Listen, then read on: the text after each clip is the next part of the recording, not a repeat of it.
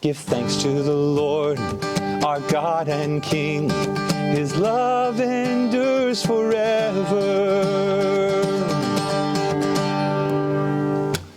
Hey everybody, I'm going to share a little bit about Thanksgiving from the Bible. And so there's a lot of different forms of worship.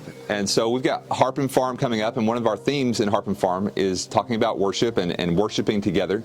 And so Thanksgiving is a part of that. And I found that in worship, it's really important to, as the scripture says, Psalm 100, enter his gates with thanksgiving.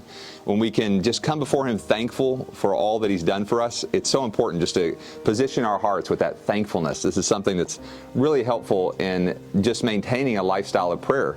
Because oftentimes we go into prayer, we can be thinking about all the problems, right? All the requests that we have. But I believe the entrance point, the way we come before God most appropriately is with thanksgiving first. And so I just want to share a few verses that have stood out to me.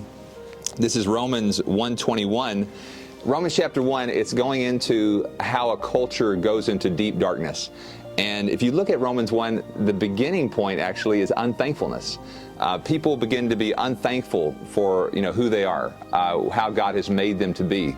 And it leads to all these sins, homosexuality, it lists all these different sins that are a fruit of unthankfulness. And so I'd encourage you to look at that, Romans chapter 1. But I believe that as we're thankful for who God made us to be, we're thankful for his plan for our lives, then we're able to walk before him in holiness and purity. And so I want to read 1 Thessalonians chapter 5. It says, "In everything give thanks, for this is the will of God in Messiah Yeshua for you." And so here, oftentimes we ask God, what is your will? And here Paul, he tells the Thessalonians, this is the will of God, that you give thanks in everything. And how difficult that is sometimes in the hard times to give thanks for even the difficult things we go through.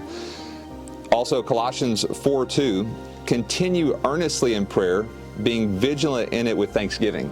So I just want to submit to you that one of the ways that we be vigilant in prayer, day in, day out, the way that we continue coming before God in prayer is that we have a thankful heart. We want to continue earnestly in prayer, being vigilant in it with thanksgiving. And so I pray you're blessed today just to have a thankful heart to God. And if you're interested in coming to the Harp Farm program, this is something we're just going to try to be investing in day after day, coming before God with thanksgiving, ministering to him. And so blessings to all of you out there.